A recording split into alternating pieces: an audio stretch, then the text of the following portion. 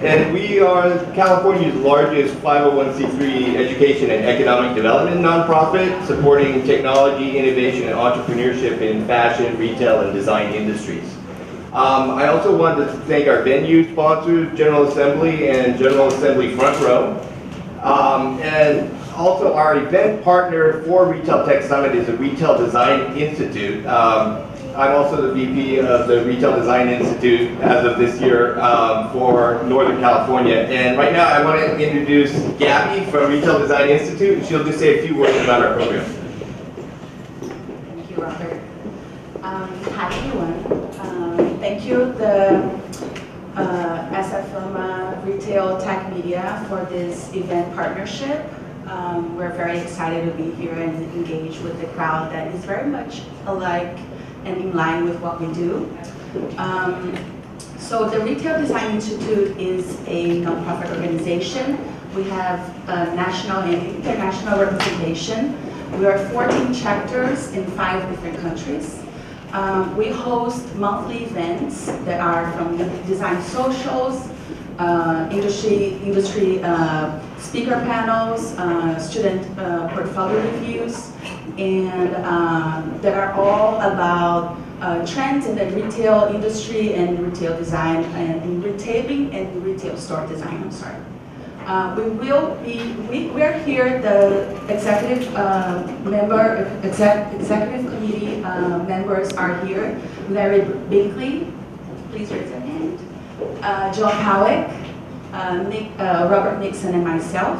We will be in the back here at the table right next to the food, so please stop by and ask us questions, and we're happy to meet you all. Thank you.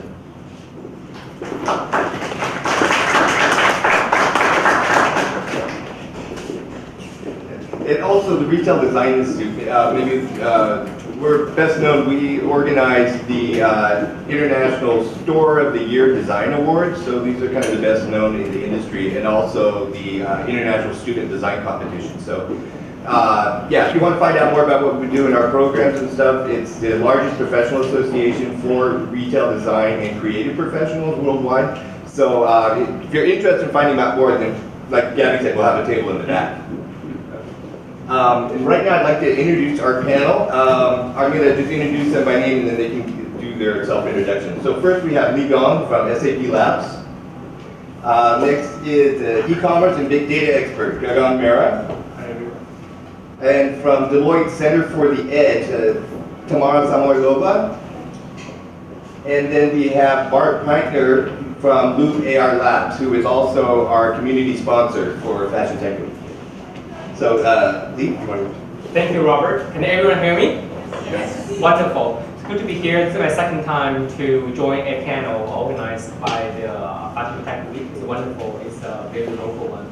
My name is Lee Gong. So my day job is I'm a VP of product in SAP Labs in Palo Alto. Been there for a number of years. And I primarily coach design thinking and spread design thinking as a product innovation methodology within SAP ecosystem. In the last 3 to 5 years, in charge of a product line that I work with a lot of fashion brands and retailers in the US, a little bit Europe, a little bit in China, to develop using technology, especially some of the personalization strategies and approaches to help them engage with the targeted consumers. So I'll share some of my humble learning there. And I have a side thing, which is I started a healthy lifestyle startup 3 months ago in San Francisco too. The mission is to change the coffee dependency in our culture by focusing on organic matcha green tea powder directly from the farm in Japan. I'll be serving some of our organic matcha in tomorrow's event in the evening. So if you cannot make it, just find us online, encha.life, E-N-C-H-A, life, human life.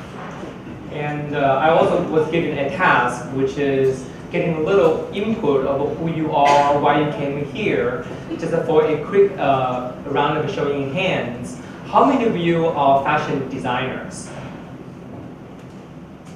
About 10. How many of you are tech startups? Oh, more, about 15. How many of you are other kinds of startups, like my side one, my side job? And how many of you are general business folks? Any other kind of hat I missed? Retail. Retail, yeah. How many of you are in the retail stores? E-commerce. Okay, retail and e-commerce, multi-channel. All right, thank you so much. Okay, thanks. Next, Gagan. Hello everyone, thanks a lot for joining us here this evening. My name is Gagan Mehra and I'm a big data and e-commerce blogger. And I also work as a big data product marketing guy at a company named Software AG that helps me pay the bills. So, thank you. Okay, next, Tamara. Hi, I'm Tamara Samoylova, and I lead research at the Center for the Edge. And Center for the Edge is a research institution that's focused on understanding trends and their intersection of business and technology. So we're trying to figure out what macro trends shape the business landscape, and instead of trying to figure out how to address issues that keep executives up at night today, we try to understand what issues will keep executives up at night, let's say 5 to 10 years from now, and we try to bring it to their agenda. One of the topics that we really monitor closely is the consumer power, increasing consumer power and expectation. And we did some work in terms of understanding the future business landscape with consumer being at the center and becoming more of a creator and co-creator, just moving away from consumption to creation. And one of the work I'm doing right now is the future of retail. So that's how I got connected with Robert and this. Fantastic. And now, Bart Peintner from Loop AI Labs. Yeah, so I'm the CTO and Chief Scientist at Loop AI Labs. A lot of my background since grad school has been in different areas of personalization, all on the tech side. So looking at different ways of understanding people based on what they say, what they do. I find it to be very fascinating work. Studying people is a wonderful, wonderful way to spend your time. For reasons I don't completely understand, Robert has allowed me to say a little bit more about our company, Loop AI Labs. We joined this conference and we sponsored it because we've been getting a lot of reach outs from different retail and fashion organizations who want to personalize their in-store experience, personalize their website experience.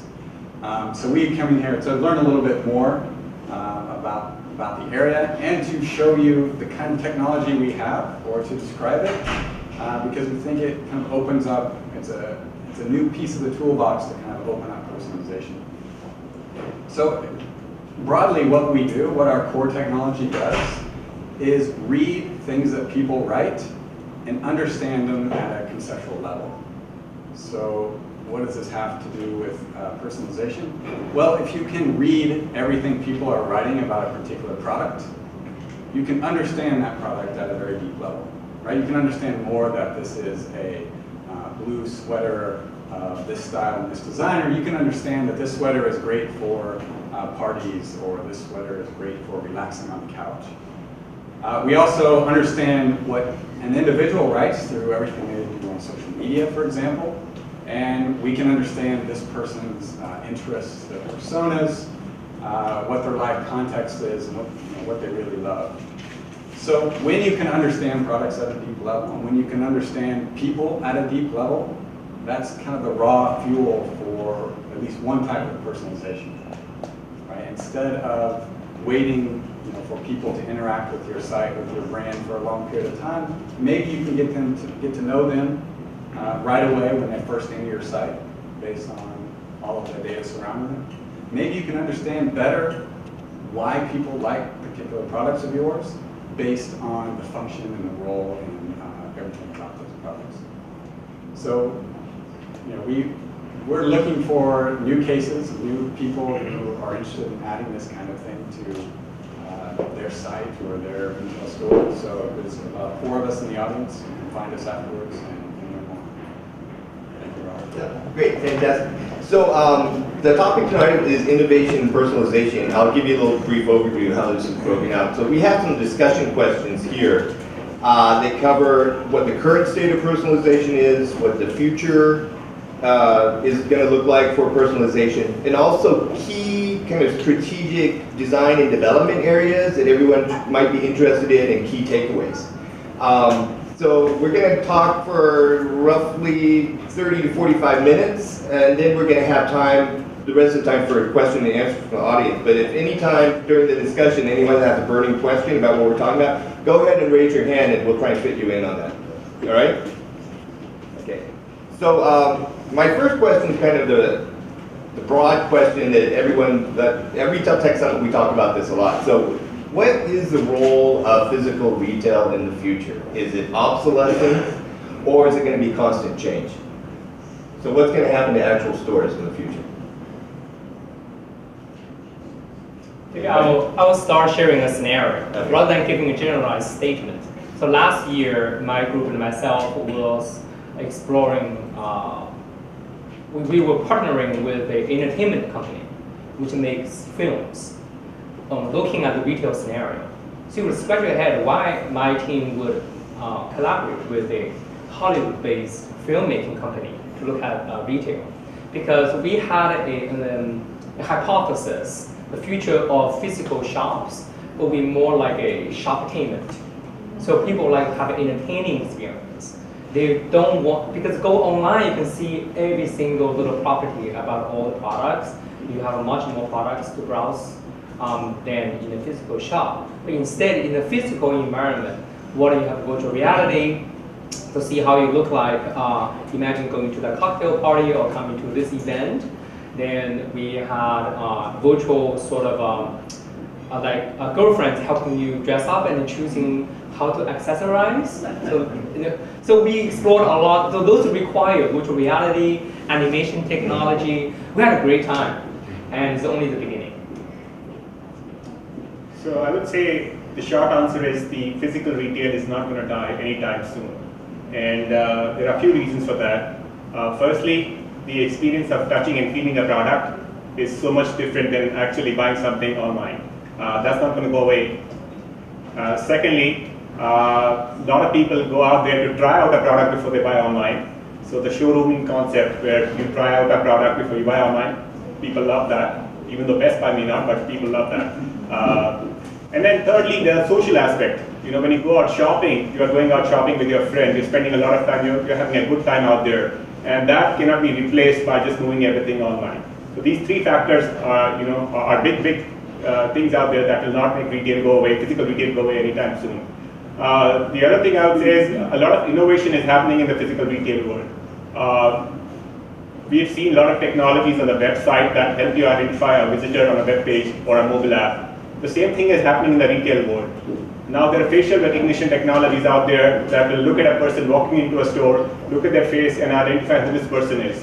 And if that person has already opted in, they would be able to figure out whether this person has bought something before, what kind of products this person might like, and they can push a promotion to that person's mobile device. Or there are technologies that will automatically connect your cell phone to the wireless network in the store, and they can figure out where you are in the store. So if you're in the shoe section and you're taking 30 minutes or so, then somebody will approach you and say, may I help you? And it might seem unusual, why is this person helping me out suddenly, or why is this person saying, would you like a brown shoe? But they're watching you. They can look at the video feed and they know where you are in the store. So a lot of different things happening in the physical retail world to make it more interesting and improve the revenue generated from the physical retail environment. No, I absolutely agree. I think physical retail is not going away, but will change dramatically. I think we're probably not going to have big box stores that sell everything and you go in there and buy it because you can get it cheaper on Amazon. And then just the economics of having an e-commerce site just works so much better. You don't need to have brick and mortar. You don't need to hire knowledgeable salespeople. So the economics, it's always cheaper to sell things online. You don't have shelf limitations and so forth. However, physical, for the reasons that you mentioned, sometimes you just need to experience the product and you need to have that experience. So I think physical retail would move toward that. It's going to be an experience center, a showroom that you come in and you interact with the product using technology, using virtual reality. And I can see a future, maybe not that distant, where you can actually pay an entrance fee to go into the store and play with these products and interact with them. In addition to that, I can see a future where those retailers will organize a community around their product. So it's no longer you just buy a camera, but what if you develop a club or a group of people who will come together and learn and teach each other how to use that camera. And in addition to that, just selling the product, you sell the community and you sell access to those experts. Yeah, I think when you pull all those elements in, there's a huge space for innovation left. I mean, when you talk about shopping as entertainment, as something you do for enjoyment, there's one whole gender that's kind of left out of that right now. And you can imagine all kinds of different ways that the shopping experience for males can be changed so that we want to go with our buddies to shop and do whatever else. Okay, so if we talk about the overall retail industry, so you know, 3/4 of the U.S. economy is actually consumer spending, right? So I mean, it's actually retail. So it's got the largest legacy infrastructure probably of any industry that's, you know, consumer facing. So I want to know, given that, what is actually the overall state of innovation in retail compared to other industries, though? So historically, innovation has not been something big in the retail world. You know, if you look at other verticals like financial services or telecom, innovation is a big thing, and they focus a lot more on technology innovation than on other things. But things are changing in the retail world, especially with the push towards more mobile shopping. You know, and the growth rate that they're seeing with other retailers. You know, a lot of retailers are spending a lot of time and money in building separate innovation labs. You know, for lack of a better word. If you see Target, Macy's, Nordstrom, even Home Depot, you know, they have these separate small units created that focus on innovation. So things are changing drastically in the retail world. I think it varies by retailer as well. There are some of them who are very forward-looking and establish a lot of collaborations. They experiment with partnerships, and others who may be a little behind. I think within retailer, grocery sub-segment is a little less on the cutting edge than the fashion sub-segment. Yeah, we see this as a big opportunity. So, you know, for San Francisco, so, you know, we have kind of number one in innovation and technology, and we have the, you know, we have startup economy, and we all have all of the, a lot of the industrial game changers are located in this area stuff, and so we actually see that the fact that retail has been slow to evolve is actually a huge opportunity for San Francisco specifically going forward. So that's why it's kind of top of the agenda, and you'll see a lot more retail tech laboratories, retail innovation laboratories. Everybody, you know, Target has their, Walmart's here. Everybody else, every other month, you're going to see more and more of that. So, you know, we definitely want everybody to watch this space.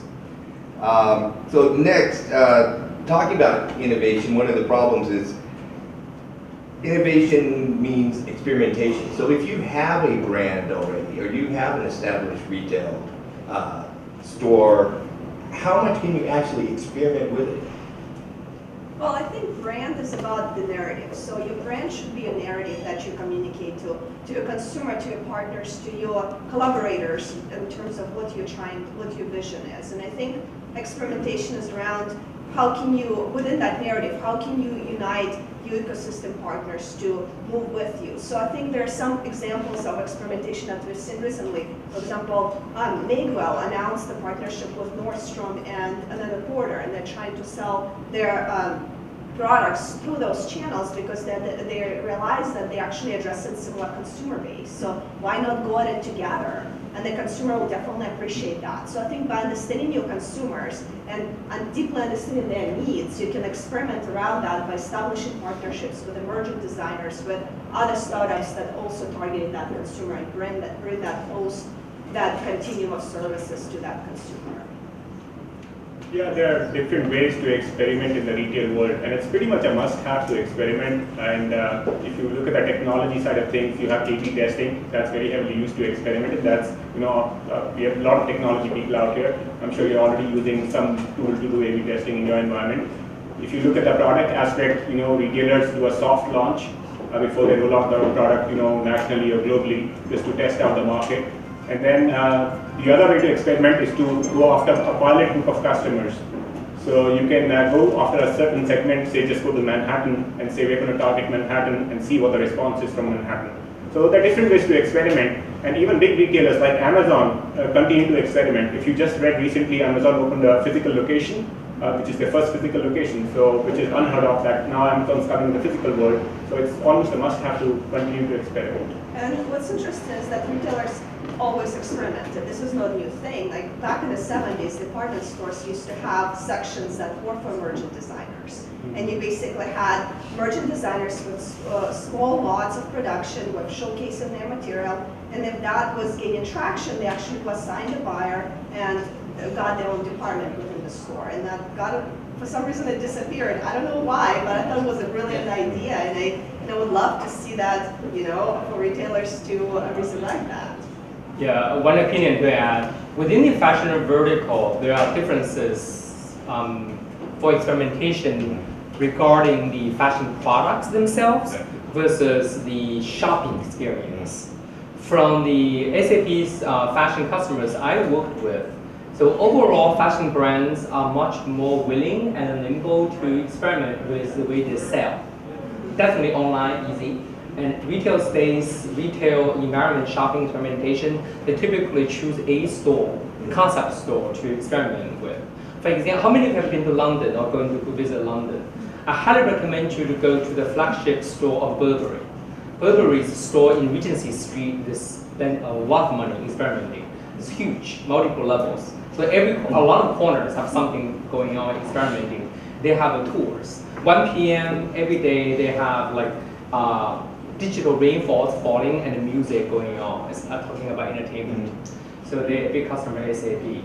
Then for the other topic, the fashion products, especially the bigger established brands, they're much less nimble to experiment with their products. The products tend to be determined or almost dictated by the design team. So the design team tends to the traditional fashion philosophy is they try to educate people what style they should have for the next season. I see they're much more hesitant to experiment in that domain. And we'll kind of be discussing this on Thursday during the wearable technology conference, WearTechCon. But yeah, you're right. It's just like how much can you, especially luxury segment, and adding electronics to a luxury product. How do you meet the same standards of quality, design, and craftsmanship? Right. So there's a lot of issues there. So just to recap, you see the retail experience, lots of experimentation. The product itself, not so much. Because the retail experience is a little easier to measure and quantify. If they run a certain space for a week, a month, is that going, would the foot traffic or the click traffic going to change, the sales going to change? With the product experimenting, especially luxury high-end brands, their cycle of the product is a year.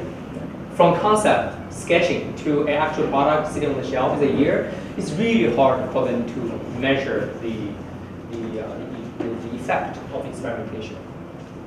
I have a question. Yes. So your very first question is, topic is very interesting. We're talking about the future of the physical retail store. Yes. I am a designer, so I have been in school back in 2000, beginning 2000. We're talking about just consumers don't talk to each other, and now with social media and all of the things, we talk to each other. So you talk about the future of the retail store, but how's about if the consumer themselves, thanks to all of this social media and technology, become resellers and retail themselves? They can sell it. Can you repeat the last part of your question? So my observation is when you see Etsy and other store, now you see the consumer, instead of just talk to each other and try to find the best place to buy at the lower price or things, they now create themselves, they educated themselves to technology.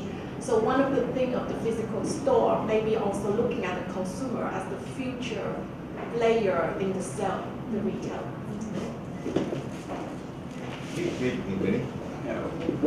One thing related to this that we've imagined is that if you can start knowing your customers at a deep level and start knowing what they talk about, you can kind of understand the size of a market for any one item before it exists. So it can go in reverse. Instead of doing this difficult market research, which I imagine is very hard for fashion, you can kind of get a sense through image analysis, through what people are saying, what the trends are as they are happening, and even small, very small retailers can create products that match those needs. So I can even see that this could be drawing down the size, maybe, of designers. It gives one designer more power to find the people that love what they love, because there is kind of this mechanism to not broker, that's the wrong word, but understand who needs to be connected with them. No, but I think your question is right on, because in social media, for example, before social media, you had the whole marketing department working really hard to create the brand and the brand image you want to communicate. And with the social media, your customer almost co-creates a brand image with you, because the messages they share with each other, the messages the reviews they give to a product and how they talk about your product also becomes a component of your brand image. And I think it's absolutely, you can probably do something like that in the physical space as well, where you invite your customers to become part of your narrative, but become part of your co-creating, exercise and experience. And if you see, a lot of retailers are already doing that. They're using the power of social media to expand their customer base. So a lot of retailers have come up with unique campaign IDs that are shared with the end consumer. And if you share that unique campaign ID with your friends, with your social network, and they make a purchase using that campaign ID, you get a card from the sale. You can go out and tell people, use Uber and get $5 off. So that has your campaign ID because the retailer is making sure. So yeah, very good question. This is just one instance of how it's much easier to measure the impact, maybe, of those decisions. You can make a marketing decision on one social media channel, right, and because people have responses on that channel, you get immediate feedback, assuming that you can analyze and understand that data to know what's working and what's not. So it's a different way. And same in the store, with all the technologies you were talking about, you can understand how much time they spend in one location near this change that you made, and understand its impact, and you can experiment with a really tight cycle. Great. So we're just, we talk a lot about the democratization of fashion, the democratization of design and publishing, so now it's democratization of retail. Pushing it down to the individual level so that people can compete. It doesn't have to be established necessarily. Okay.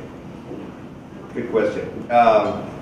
So let's talk about deep learning. So is ever-increasing personalization development the natural evolution then? And if that's the case, will a personalization strategy become a prerequisite for doing business going forward? I think it will become a prerequisite. I think this is just my opinion more than anything, maybe partly why I joined this business. But I feel like when you get a taste of personalization, if you go into a store and someone knows you and gives you personal feedback, that's a very different experience. And if you can enable that going into a store and people know you right away or after the first couple of interactions, that's a much better experience if you're going to go to the ones that have great personal touch versus others that are not. So I think eventually it will be a prerequisite. Right now, people maybe haven't experienced it. Things like Google Now and other these technologies have given people a taste of what it's like to have a personalized interaction, but it will just continue to grow. So if we think of best-in-class feature sets for products or something, then in terms of commerce, retail, then best-in-class will include necessarily next-generation personalization? That's my opinion, yes. Okay. Go ahead. I think there's, just from experience, I think personalization is a very generic term, and there's pre-purchase personalization and there's post-purchase personalization. So I think it would be great if you guys could dive into the pre-purchase personalization and the data that would require retailers to use various methods of personalization, and then post-purchase personalization, where you can come back and communicate with your store representative in some fashion, or even influence the fulfillment and distribution and product selections for a specific store based on the feedback. So I think that's like two kind of specific angles that we can do. Yeah, we actually haven't thought about the post-sale personalization because a lot of what we're trying to do is make it possible to know people before that first sale.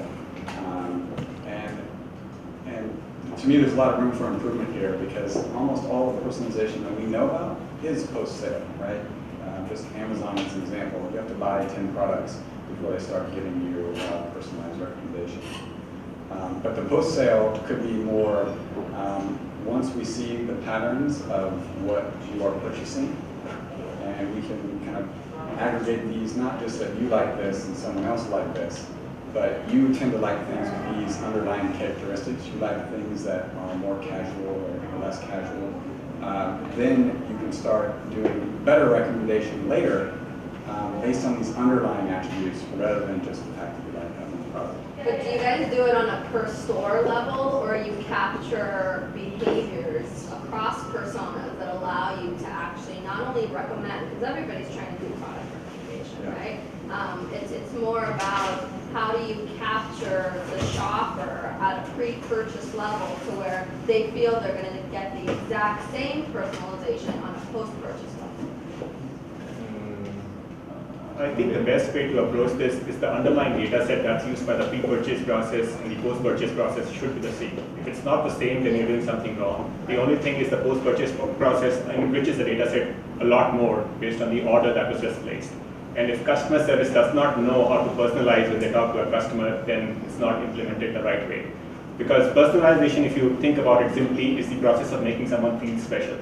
And who doesn't want to feel special? Everyone does. And the way I look at personalization, and I look at it in 5 stages, and somebody goes about implementing personalization. The first step is to implement navigational personalization.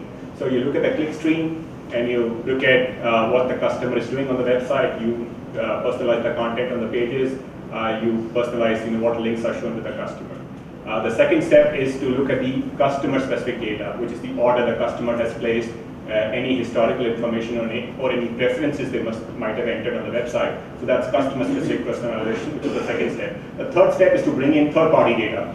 So if you have Facebook data, Twitter data, even weather information, get all that information in and personalize the experience. If it's raining outside, put the umbrellas on the homepage. You'll probably sell more umbrellas on that day.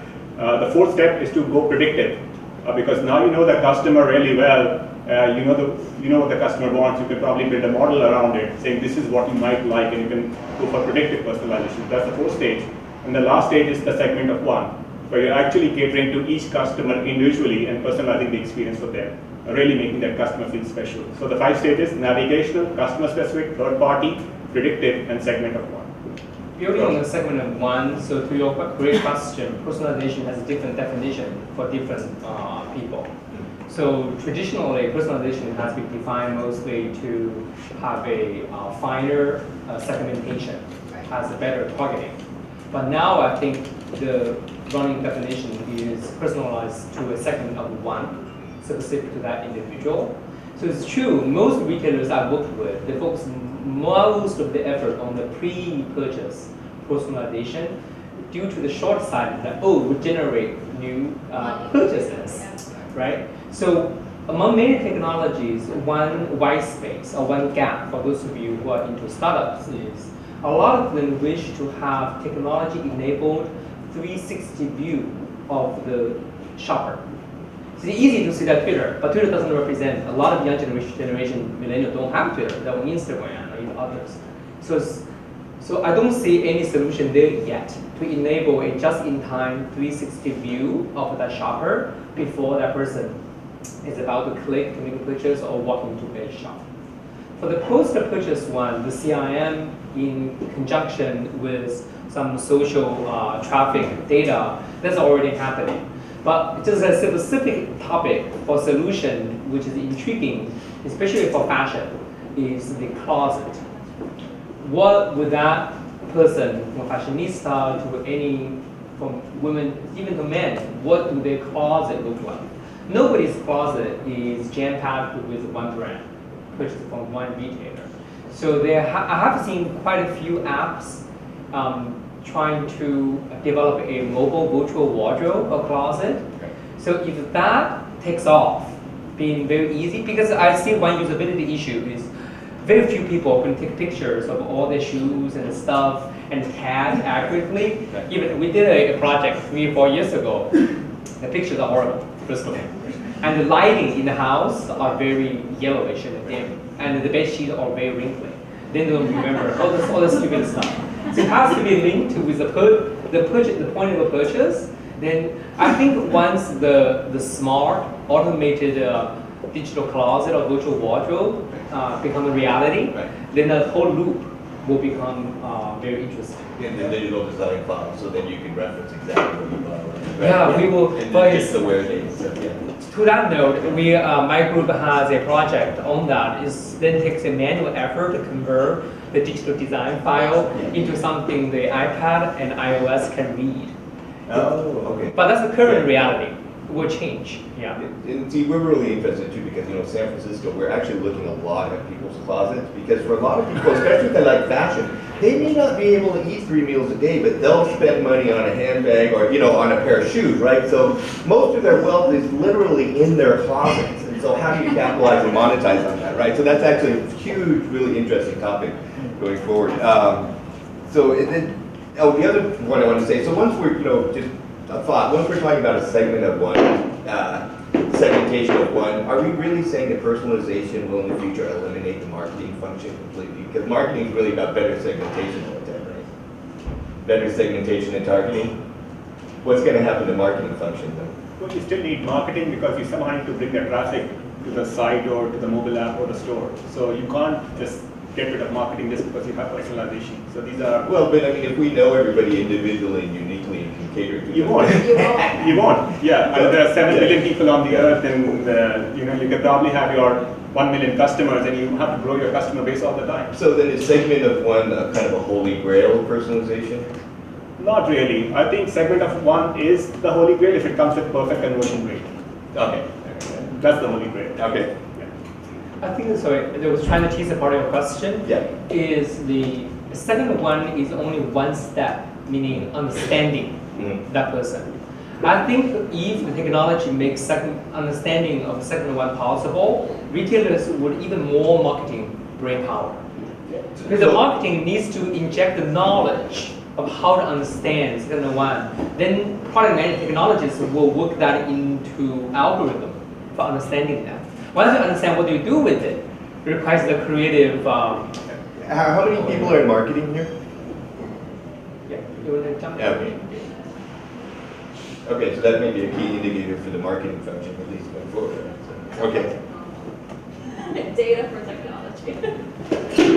So, while we're talking about this, so let's talk about the difference or the relationship between personalization, customization, and curation. I have a lot to say, but I'll let it start first. Go for it. Oh, okay. So, especially the last 3 years, a lot of across in the fashion industry globally, all the major economies, US and China and Europe, some Germany, all the fashion retailers I work with, they want some form of personalization. They like to start usually in the way the shopping experience takes place, as I mentioned. Then that personalization is almost general, cuts across everybody. Then customization, especially among high-end brands, just get some like, for example, Ralph Lauren, Tory Burch, and Burberry. Those are more mid to high-end and luxury ones. They are particularly interested in customization. They traditionally have been doing very VIP, like a local like English man or woman comes in, they will do personalized trench coat for them. It costs a lot of money. But then customization is a little bit cheaper, the price tag, maybe around $500 to $700 fashion brands. They like to personalize as well. Even the cheaper one, there was a popular fashion retailer in China named Mavis Bonway. It's like the China version of H&M. They even want to personalize, customize. So then the key becomes really two problem statements. One is technology. Second is the logistics of manufacturing. Talking about the high-end one based in the UK, so customization, first of all, is a data and algorithm issue. Then I did not realize, it was a surprise to me. So they're saying to change the different parts of a code, then ends up being a 3 million unique permutations. Using the old database, they could not easily compute all the variations. Of course, my company SAP has the best in class in memory for computing technology stuff. And they're competitor to my company, by the way.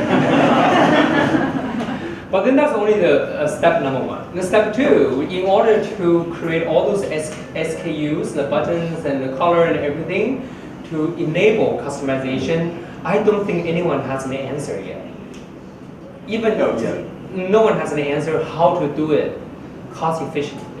And I think, in fashion, we're looking a lot at mass customization just in terms of proper fit, right? So customized to your fit. So that we're seeing a lot of the initial fashion with technology applications for virtual fitting rooms, require different algorithms how to do that. But then, the production side is kind of the difficult part. But yeah, we can do the measurements, but not in terms of like, a million different variations on a car. Oh, I see. My understanding Yeah. usually in the fashion world, customization means customizing the actual products.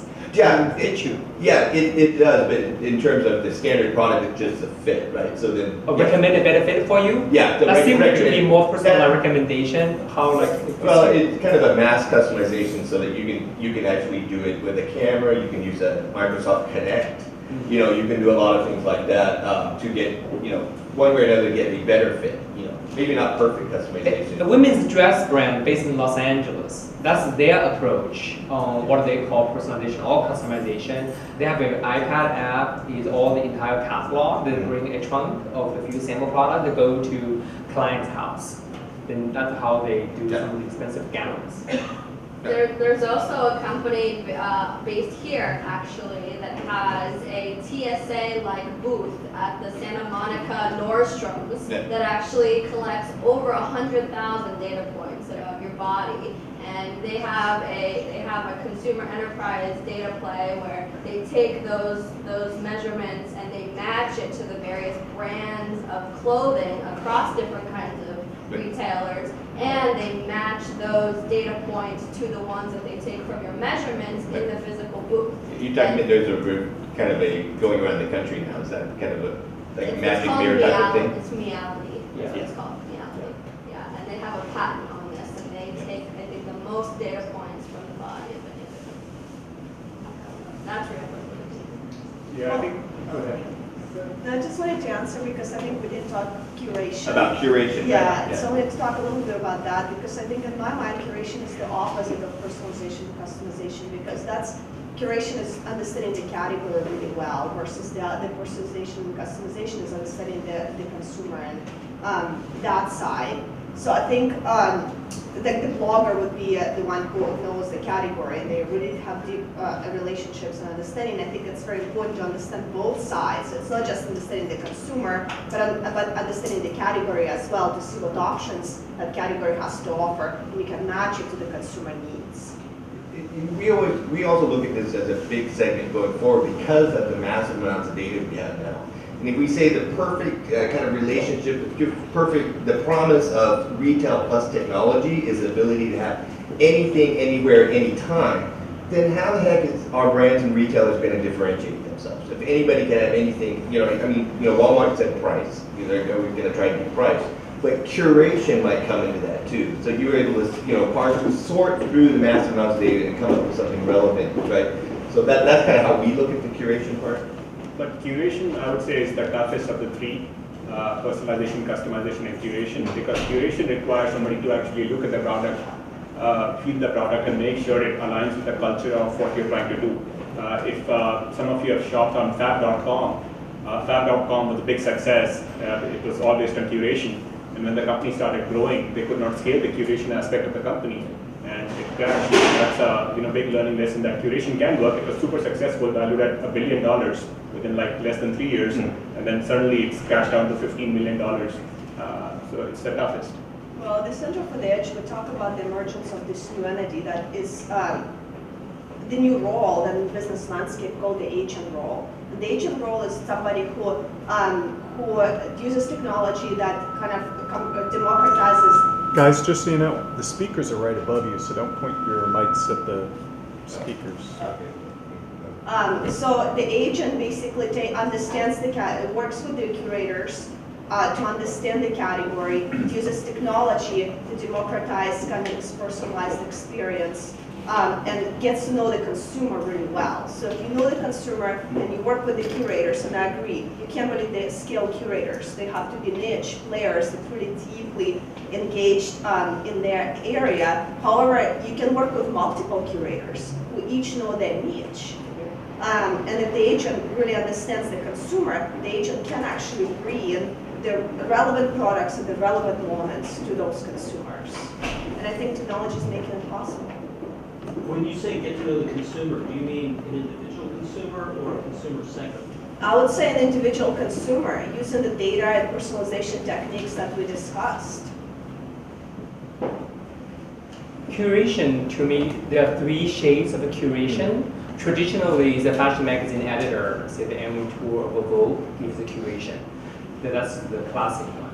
Then I think there is also a targeted curation. Is it also an open question? So for example, in Instagram, some of the popular Instagram users, they don't create original pictures. They curate. It's like, oh, I'll feature you.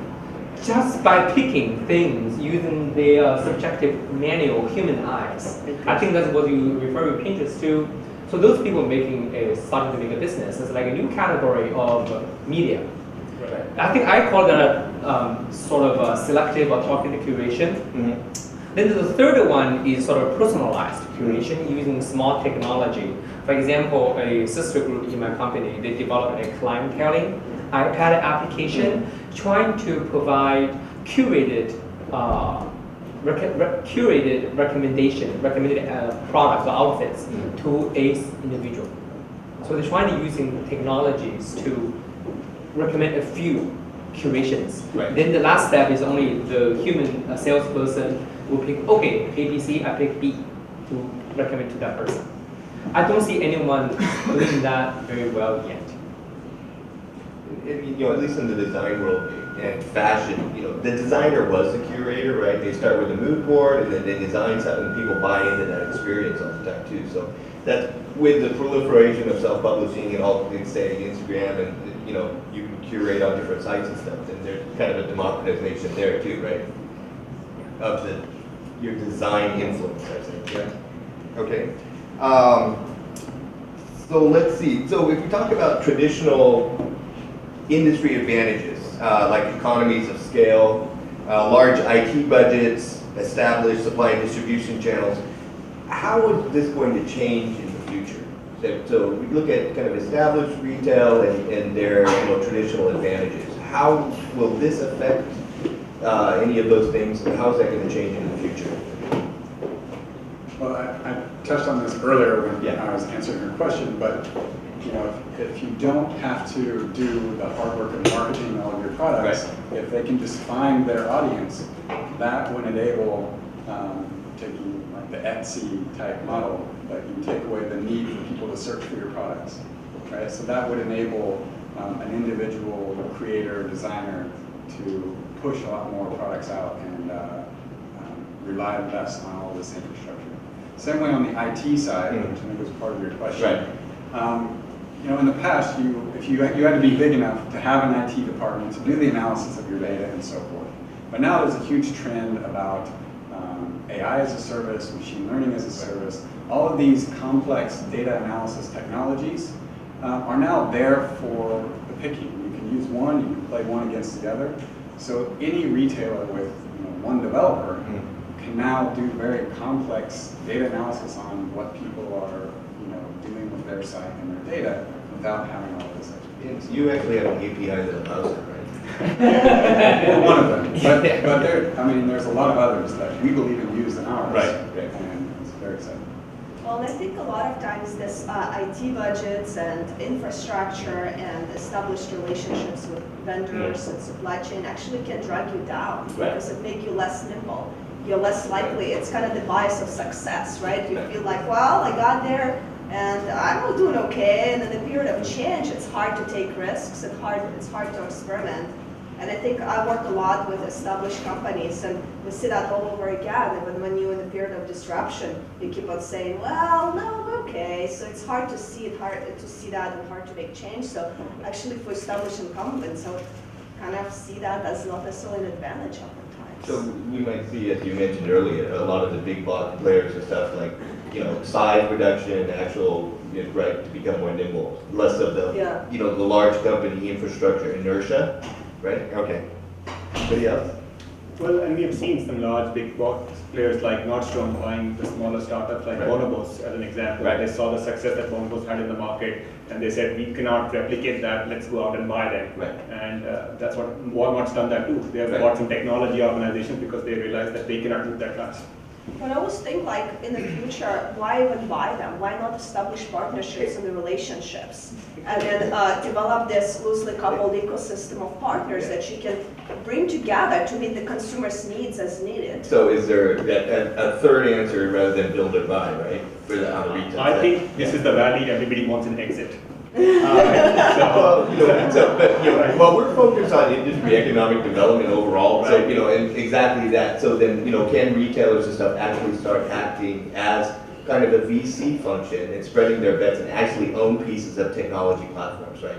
So we're going to see the role of retail versus actual, supplier of services change in the future. And almost supporting those emerging designers, emerging brands that are doing something interesting that in connecting them to the consumers by maybe leveraging or providing or renting that infrastructure that they have. And it's also about, the cyclicality of retail. So if, you can actually have strategic investments in technology platforms, that can help a lot toward the durability of retail itself, right? And if you have those partnerships and you have the whole portfolio of them, when the cycle goes down, maybe you'll have the ones that are actually doing well in that cycle. Exactly. And, but you don't have to commit, you don't have to buy them, you just develop a robust ecosystem. We'll actually be talking about this later in the year, so that,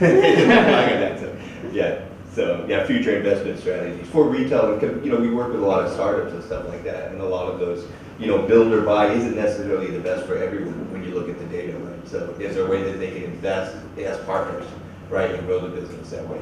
In particular, I say for retail, because we have the largest installed infrastructure for retail, so big in the economy, is particularly important for new startups in retail. They either have to, they have to work with a partner to do all the stuff, they have to go and get like a user base first in order to be relevant. So, is there something else we can do there?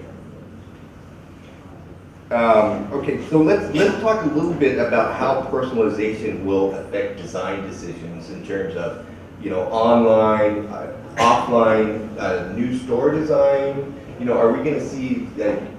How is the experience, how will personalization change our design decisions around retail, different aspects, including physical stores?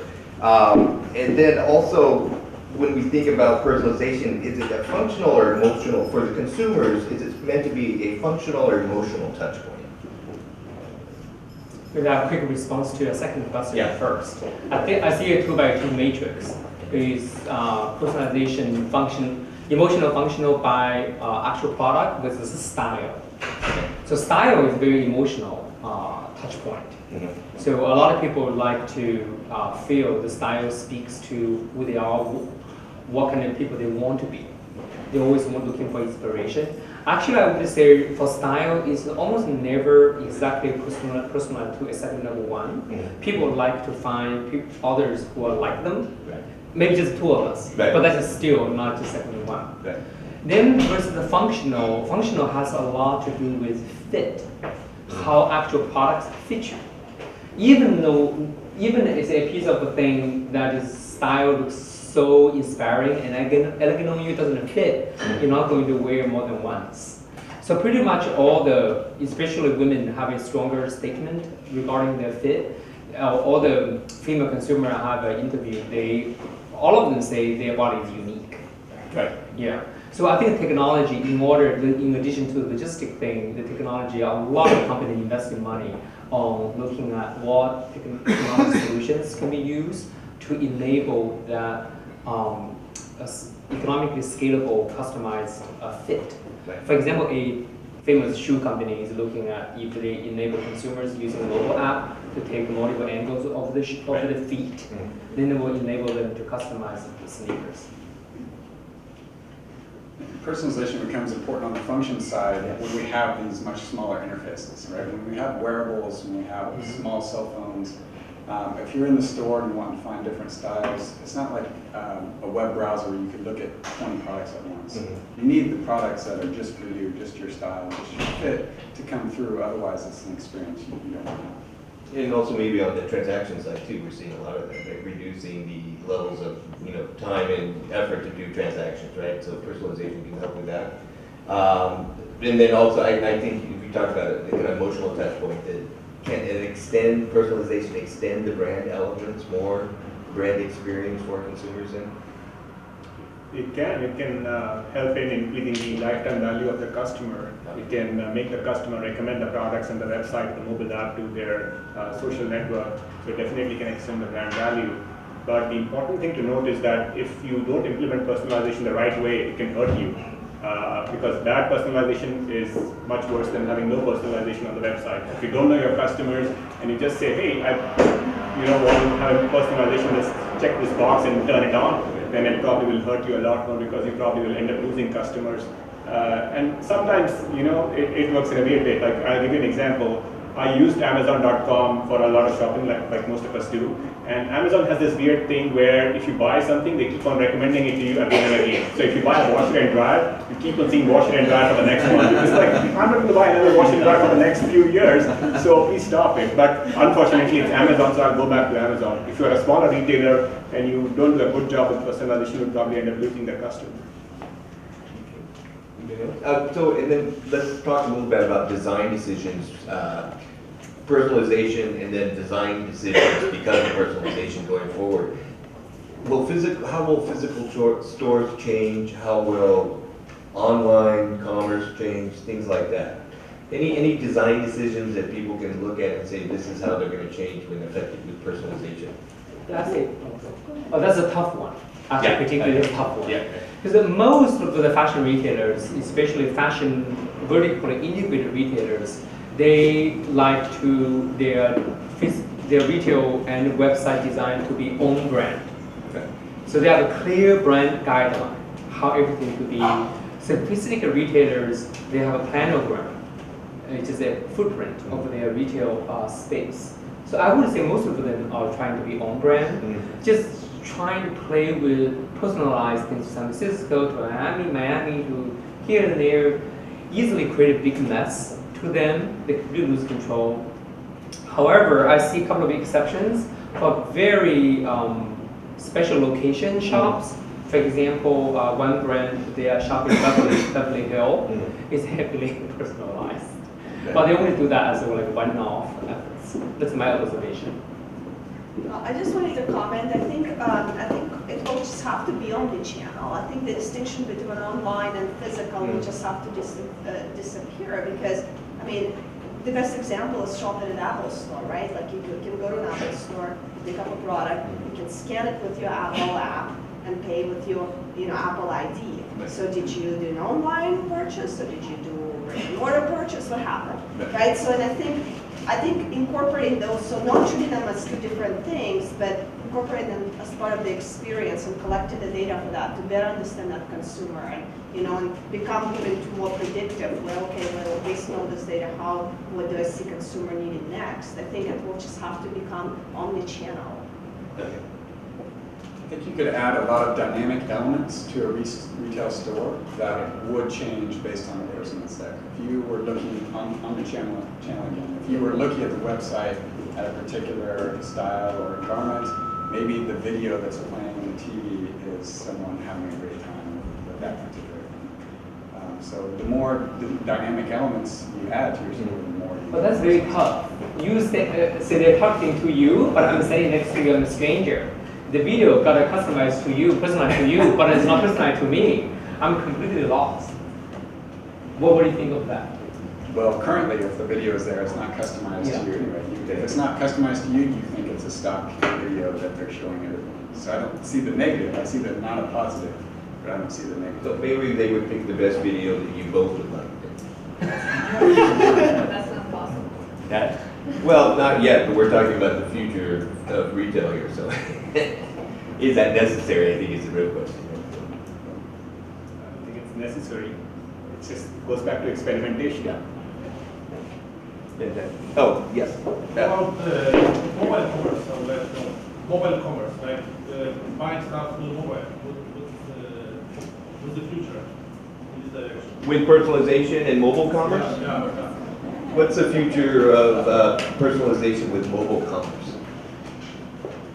Well, personalization has to be everywhere. There is no reason why it wouldn't be on the mobile commerce site or app you have. So it's not any different from a website or going into a store and having a personalized experience. So you need personalization on the mobile app also. You can't ignore it. The one difference might be that from your mobile device, you have more context, right? You maybe know where they're going or know where they're at, and it's a different angle for personalization. To solve the debate between Bart and me regarding, so I see some of the progressive fashion retailers, they shy away from personalizing their launch display. Because once I see this person to you, I want that person to me. Rather than there'll be a negative impact.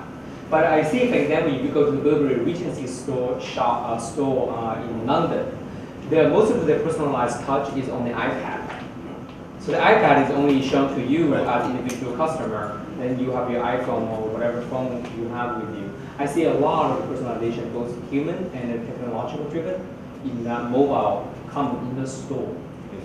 So one of the solutions we have in the mobile space, I'll shamelessly plug that solution now, is called customer experience management, where you actually track a customer walking around a shopping mall, and you have a tie-up with the merchants in that shopping mall. So based on the location of the customer history, the customer preferences and things like that, you can actually push promotions to the customer. So if it's lunchtime and we know that a customer likes pizza, and there's a pizza store that's giving 20% off, you can push a promotion in real time. So personalization is very important. As Bart mentioned, you have more context so you can enrich that experience for the customer.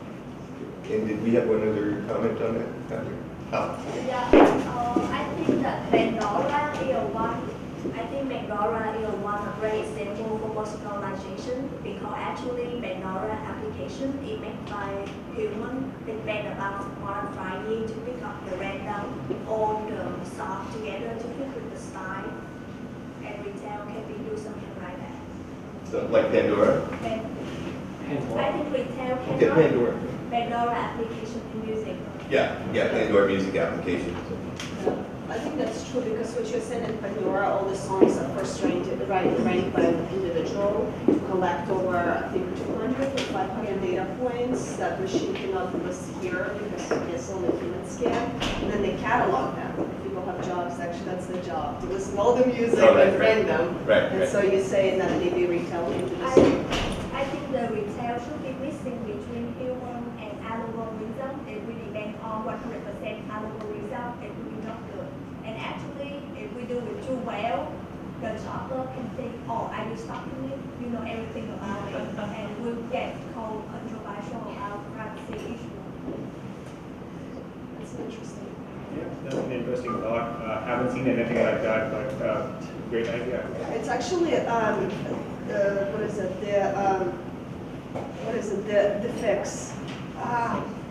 Stitch Fix. Yeah. Yes, they do similar thing because they want to be Pandora for retail, so they have the whole universe of contracting part-time stylists, and then so you start with filling out your profile, and then you assign a stylist, and over time the stylist kind of tries to get more data on you, and the idea is that eventually it's gonna get it right through the cycles. So I think they're trying to do something similar. And thread flip also. Yeah. Like number. Oh, interesting. Yeah. Pandora is a good example where if you have a deep understanding of one thing, like you have 200, 500 dimensions of a song, then it becomes fairly easy to understand why people like the song and recommend others. And I think it's exactly the same with fashion. There's a reason why someone likes a particular item, and if you describe that item well enough, you can recover those pieces. But I think in the bottom line, it's better to build up your brand like Apple, and people will go right away to your store buy the product. Then we don't have to think, oh, you have personalization and everything. But the bottom line of any fashion, any business, you have to build up your brand. And when people love the brand, they will go for it, and you don't have to really look for them. Yeah, that's true. So I'm going to, just one more question before we go into general Q&A with everyone. So, last question. What are your top 3 personalization takeaways for new brands or retail startups and established brands and retailers or everybody else? Top 3 takeaways for personalization. First one would be to collect as much customer information as possible and keep it, even if you don't know what you'll do with it, because at some future point you'll realize this is valuable and we can do something with it. So that's the first thing. Second would be to start small. If you are starting with personalization, just don't go big bang and say, let's have all the pages on the website or all the stores in the US with a personalized experience. So start small, make sure it works. And then thirdly, monitor personalization on an ongoing basis because things change. Just going back to the Pandora example, there might be, at some point I might like rap and at some point I might like jazz. So tastes change, so it's important to go back and reevaluate whether this is working or not working. I think the first one would be to deeply understand your consumer. Who's the consumer you're going after? How well do you know them? Get to know them well. Second is understand the ecosystem. What the other people who are trying to go after the same consumer segment and what technology offerings there are. So understand the ecosystem. And the third one is try to figure out what experience you want to provide to the consumer and what partners you can bring so that you co-create the experience for them. So, I don't have a lot of experience in that space, but in general, I echo what Gagan said, is that, when you start out, you should collect all the data you can, and just assume from the start that you will be able to understand that data and leverage it. Because if you come back later and decide that you want to understand this about people, it's really hard to build that into your processes and ecosystems. So just start from the beginning with that in mind. My humble 3 takeaway, number 1 is, doesn't matter you're a big or small fashion retailer, you need to make sure your consumers are aware they're being personalized and give them a simple button, on or off, and know why they're being personalized. Some consumers, they like to personalize to get promotions or customized recommendation, and others don't want it, period, but they all want to be aware and want to have a simple button to be on and off. That'd be my universal recommendation. My second recommendation, you mean some? No. Oh, for the large established retailers is they have to be really careful with how they personalize retail shopping experience, online and offline, because it's going to, in terms of style, especially young consumers, they like to be inspired. A lot of them like to explore. Because they don't quite know 100% or even 80% of what they exactly want or what they want to be. They like to be a little bit fussy. So that kind of own brand still needs to be to a certain extent in place. And the third for those of you, about 10 of you who are maybe small, emerging, aspiring fashion designers yourself, personalize to the T and customize your products because you cannot compete very well to established large retailers in terms of being inspirational, leading the next trend. But they really have a hard time customizing the actual products from style to fit to consumers. So I would say start your line heavily personalized in style and customized in fit. So now we have time for a few questions from the audience. Anybody has a question? Anything at all? Anybody have any questions for Ken? I just have a quick question about the sort of how does personalization and even curation infringe on our privacy? I know we are all trying to look for ways to improve our customer base, but this also affects all of us as well. Yeah, I think that's a great question because there is a very thin line that separates good personalization from creepy personalization. and makes the customer feel, like, hey, you know so much about me, I probably would not like to shop at this website or shop in this store. So I think it varies from case to case and store to store what you're trying to implement, but you have to evaluate really what you're trying to expose to the customer and whether it will raise some concerns and is making the customer feel creepy about it. Because we have to be very clear about what you're capturing with the customer. It's like the Target example.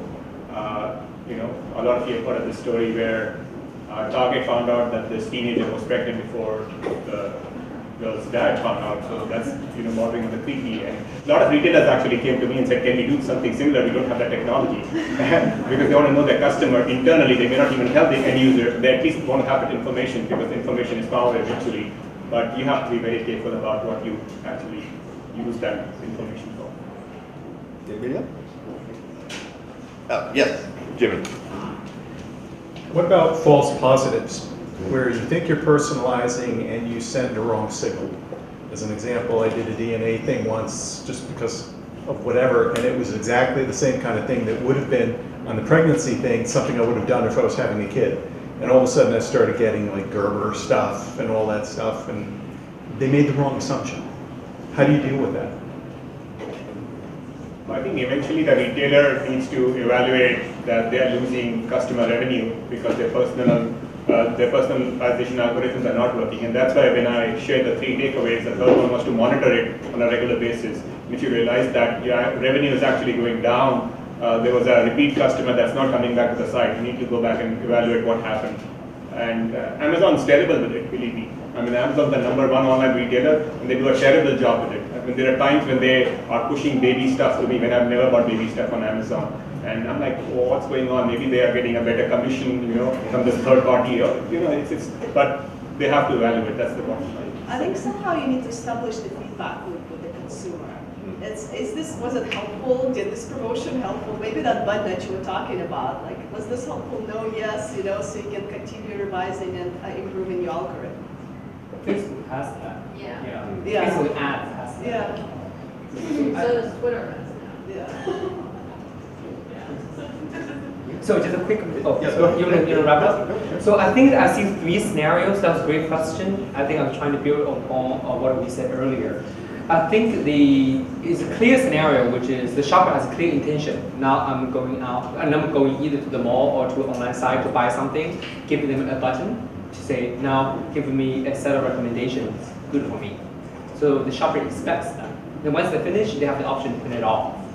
Then there is also the one is that they don't want anything, the cookie things popping up. I think the most fuzzy and challenging one is the implicit. Like Amazon tries to push things to you. Google tries to place things next to your Gmail. I think those are the most fuzzy, controversial ones. Okay. Any other questions? Right. You guys have talked a lot about how personalization is important in the future and examples of bad personalization. Do you know any examples of good or successful personalization today? Great question, and I'm a big fan of Netflix because Netflix does an awesome job of personalizing your experience. You have to be, you have to provide your feedback, you have to rate the shows and the movies that you watch, and after you do that, personalization is almost near perfect. The recommendation, I don't know if somebody uses Netflix or you're like an Amazon fan or something. But Netflix personalization really works, and I remember like maybe 10 years back or 8 years back before Netflix, there would be it would take a lot of time before you have to, in finding the movie or the show you want to watch. It's like, okay, let's get together, let's watch a movie, and like, what should we watch? And that would take up a lot of time, and that time there's nothing good on here. And Netflix has really changed that game, and the reason they're able to do that is because they track everything. They are monitoring what you clicked on. And if that movie poster had, say, black and pink on it, they will monitor that. They say, this person clicked on something that was black and pink. So maybe this person, unintentionally just likes, black and pink. And if I pause somewhere, maybe I need to grab a bite or take a bio break, they'll just say, this person paused at this, and how many other people paused at this point in the movie? Or they switch to another movie. So this movie may not be as highly rated as we recommended. So they monitor everything. They do not discard any data. That's what. I was in a meeting with those guys, and they keep everything. They have petabytes of data, and that's why they're able to do all this amazing personalization really well. And I think they have to, because the movie, you can't just do binary, right? Like, because the movie is long, so it's like you need to collect all the, if somebody finished the movie and then they tell you, like, did they like you, did they, like, you need to collect all the data points in between. I think Pandora is another good example. I think Pandora employs a whole team of data scientists, and they consistently try to figure out, you know, what songs you like, what songs do you like in different moods and different days and different weather and, you know, gender and location. So there's a lot of kind of back-end analytics that going on based on the, you know, your thumbs up or thumbs down and so on.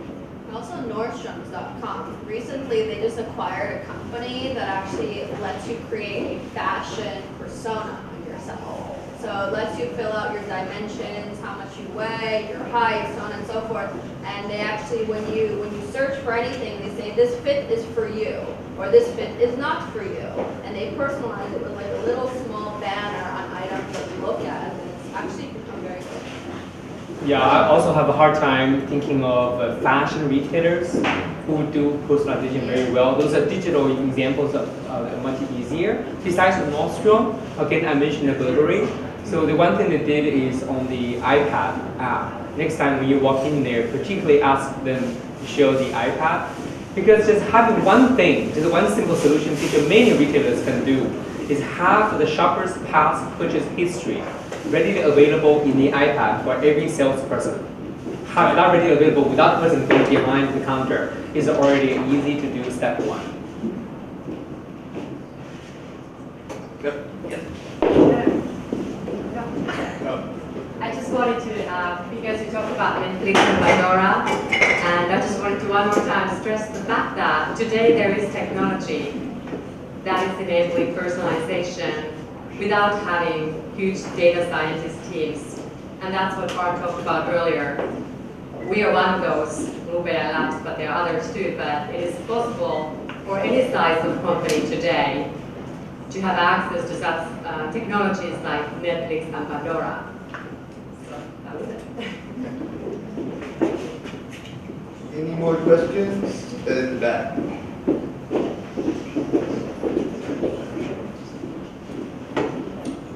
I have a question about real-time push notifications based on location, like vegan technology. I want to get your input on whether you think it's going to succeed. Are the customers going to get annoyed? You know, like are the deals and promos, you know, are they going to be relevant with those real-time push notifications? Yeah, I think it will take a while for it to work. It will eventually succeed. These are still early days for the technology. I've personally experienced a lot of it in the store and for the company that I work for. So my personal experience was at Nordstrom when they were doing video analytics, and they saw me in the shoe section. I had a shoe in my hand and I was just killing time, you know, trying to wait for my buddies to end their shopping experience in the store. So this person approached me and said, you know, we have a sale going on this. I said, oh, is there a sale on this? So they exactly knew what I was doing in the store. And that was the creepy factor, saying, okay, they're monitoring me because I'm from this industry. I know why this person exactly knew what I was doing. We are working with several retailers in the stores because they're trying to use technology in the store to identify the customer walking in the store. So most of the stores now have Wi-Fi and iBeacon kind of technologies, and your cell phone can immediately connect to those Wi-Fi networks when you're in the store. And based on that, they can figure out where you are in the store. So if you are spending time in the shirt section, they can figure out what your dwell time is in the shirt section. So just like on a website, you see a chat window pop up. If you are spending more than, say, a minute on a page, they'll say, can I help you? In the same way, somebody approaches you, saying you're in the shirt section, may I help you find the right shirt? The other thing that's happening with that is working with hotels to figure out which restaurants are more popular than the others, where are customers or guests spending more time. So they have these iBeacons everywhere in the hotel, and they're trying to figure out, you know, where do the guests spend more time, what is popular, what's not popular, especially in the larger hotels like the casinos in Vegas. They have multiple restaurants, they have the casino, they have shows going on. So they're just trying to analyze, what can we do, and based on that customer's interest, they can push some real-time promotions. But it doesn't work all the time. As an example, American Express has this, if you have the American Express app on your phone and you use that, they'll push you promotions based on where you are. So there was a point in time where I was like driving on the freeway, I got this promotion saying 20% off at California Pizza Kitchen. And I'm like, I'm on the freeway, where's California Pizza Kitchen? And then I saw I was passing a mall. So I guess the geofencing does not work at this point. So I think eventually they'll fix it, they'll get it right. But right now it doesn't work. How about digital windows? Rebecca Metcalf is about to launch at Fillmore. And Westfield Lab, they did actually comps in Rebecca Metcalf. How is digital windows gonna sort of change the game in retail? On personalization side for shoppable windows. This is a little, because Westfield Lab, right, eBay Tower, and a lot of stuff, they had shoppable windows. Yeah, and then they took the takeaway from there and then they implemented on a store level. So any thoughts on that? The scenario I've seen is in the app. One scenario, easy scenario is after the hour digital window. I think K-State did a pilot in their Manhattan shop. The digital window will be regarding in hour or while the store is open. I haven't seen a very attractive scenario use case yet. Yeah, it's more like a kiosk.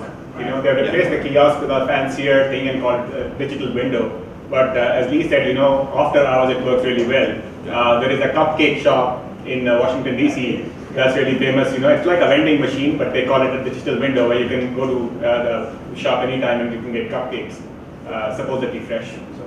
I think what Westfield did really well because they put theirs right where there was no space for retailer to have. Because it was off the corner, kind of off the side, not enough room. So it was a great way to use the space. It was kind of fun to play with. But I don't know. So I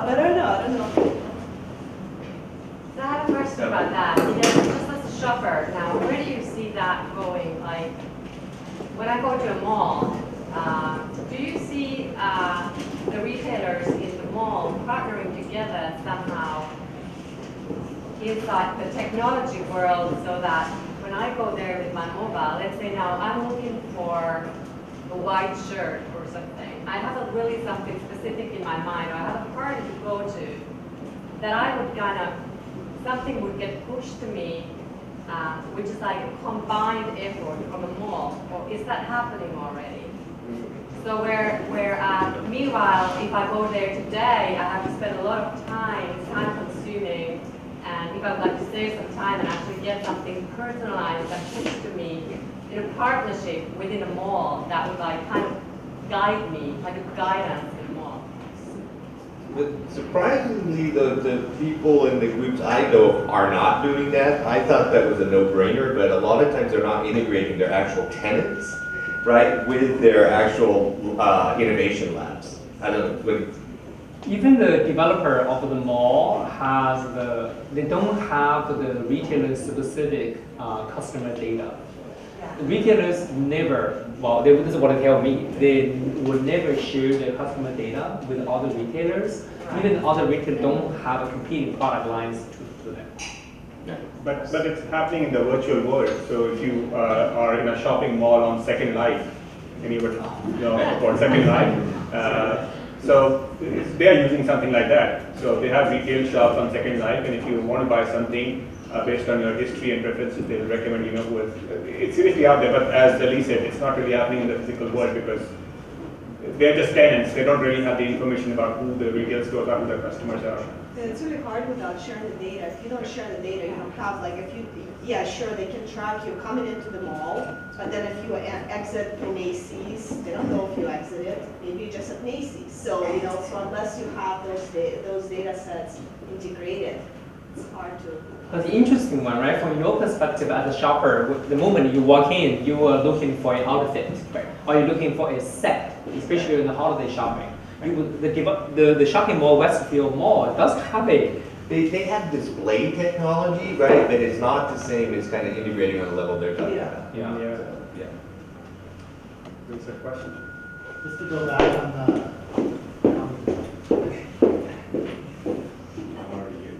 just to go back on the mirror technology of Rebecca Mehra, as retail locations turn into entertainment centers, you're going to end up in a state where you're not buying deep for that location. And so with the limited style color palette that you have, that virtual mirror filtering technology that they've got rolled out lets you try on the styles that you have in store, but then also grab in the moment the styles that you have online or in other stores.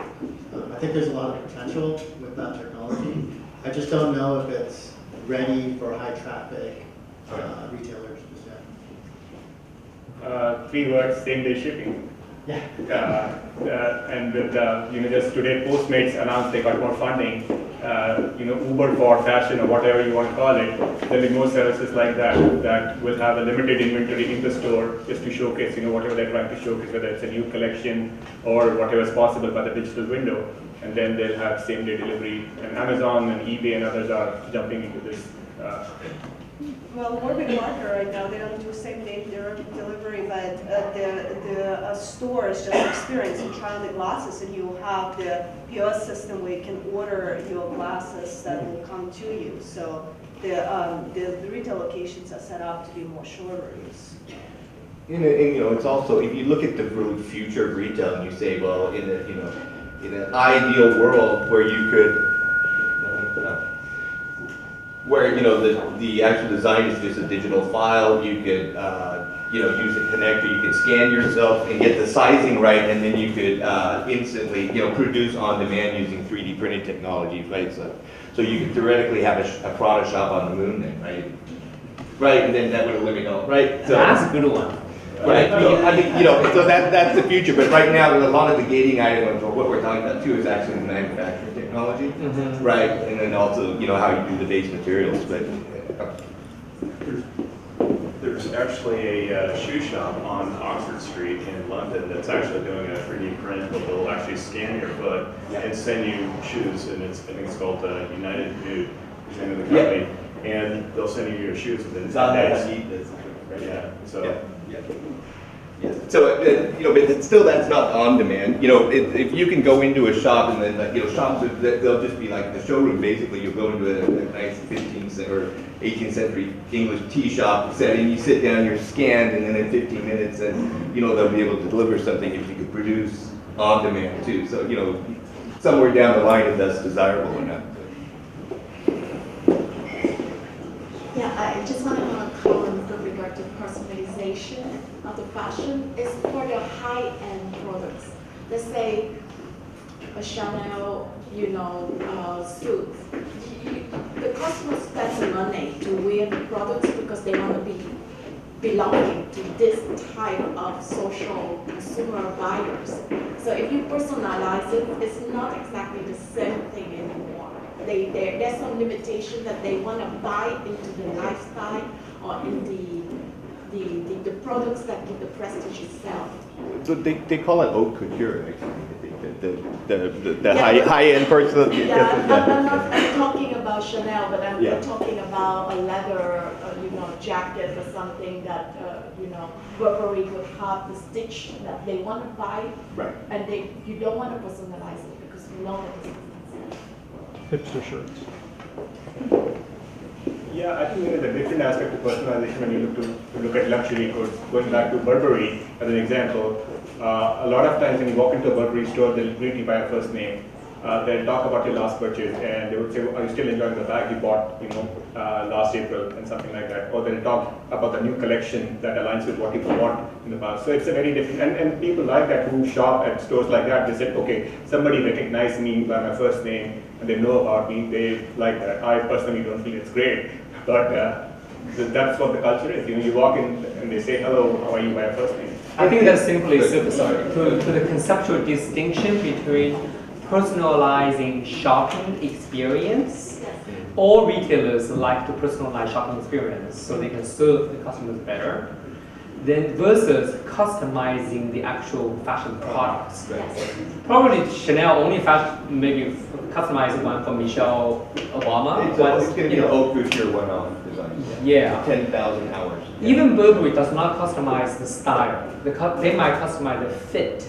Yeah. So it will fit you better. Because you're buying it. They're monogramming for you though. Well, then you have Tinker Tailor Company where you can take all the high-end fashion and you can customize it. You can make it shorter, different cuts, different, you know, that's the whole company, that startup that's growing in that space. But they're not taking their own designs, they're taking other people and Other customizing. people, you can Yeah, look at see that, yeah, that's a great business, and I think. But they're taking No, high-end, exactly, they because go the other to- people won't do it, right? And, So and, that's- and the fashion design, in fashion industry, design are not copyrighted, so you can.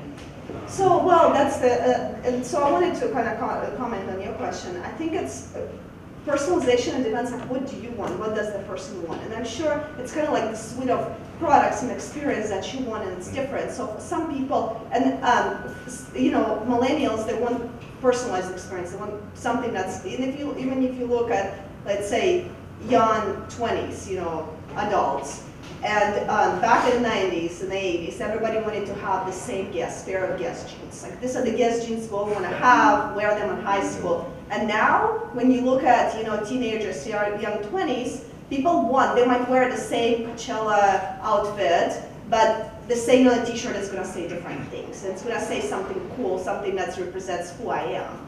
So it's I think there's a cultural mindset shift toward, I want something that's for me, that represents who I am, you know? And I think it's different for everybody, and it's different by generations. You know, could be somebody who really wants Chanel suit and they want to have logos all over it. And somebody would want to have, you know, Chanel suit that may be altered somehow, and they actually don't want any logos on them, you know? But it depends who the person is, and personalization is all about, I think, understanding the consumer and understanding what they want. And I think the brands also, I mean, personalization, in terms of customization, they have certain of their signature design elements that they already allow you to customize, but, you know, within certain parameters, right? That you can mess with that. And also we're seeing a trend away from logos and ostentation to more discrete, right? Customization for like discrete labeling, things like that. So on the higher end things, you see that are more personal that way, right? But they're discrete, yeah. But it also varies because it's more in the developing world, but if you look at the developing countries, it's different because logos are still very important. Right, That's yeah, the same symbol of status. So Right. that's what I mean. It's like, Right. it's not, you know, it's personalized. Oh, okay. Anybody? Another question? We'll take one more question and then we'll wrap up. Anybody else? Okay, one more, Aaron. Hi guys. In my adventures, I find that men are very concerned with comfort and simplicity. To my understanding, the most basic unit of clothing for a man is a t-shirt. Is there any reason why there isn't an international scale for t-shirts?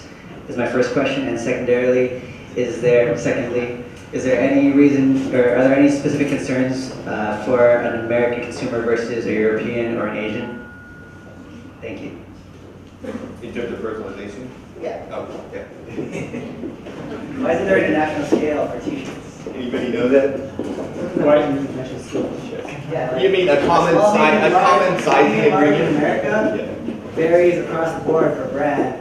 In Asia it's different, in Europe it's different, in Africa it's different. It's personalized. It's personalized. That's the serious answer, just because you know, if you look at the population, the demographic, you'll see that you know, the average male in America is different from the average male in Asia versus the average male in Europe. So that's why when you wear a large in Asia, you know, that probably is not the same as a large in America.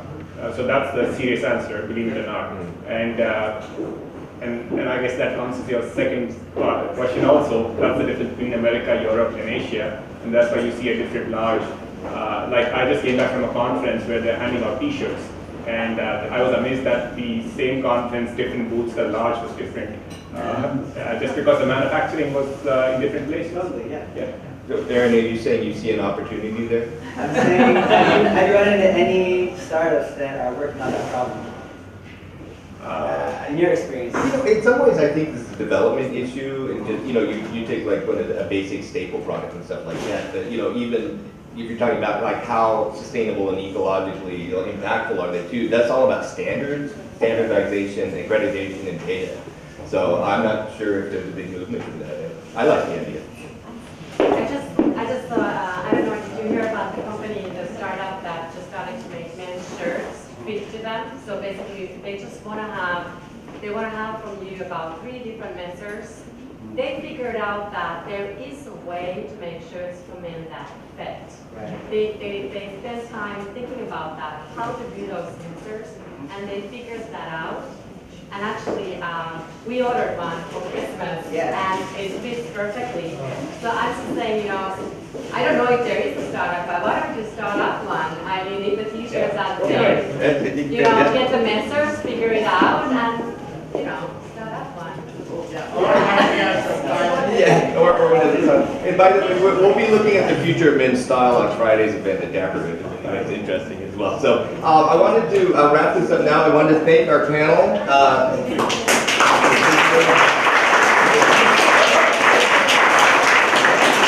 And I want to thank all of you for attending. Well, first, we have great events for the rest of Fashion Tech Week. You can go ahead and see the schedule. And then I want to thank our sponsors, so General Assembly and General Assembly Front Row, our community sponsor, Lupe Labs, and also in the back is Retail Design Institute. They are an event partner for Retail Tech Summit, so if you want information about anything about retail and retail design and how you can get involved in more things like this, then go ahead and see everyone in the back. So thank you, everybody. Appreciate it. We're here until 9 o'clock, so feel free to consume any beverages.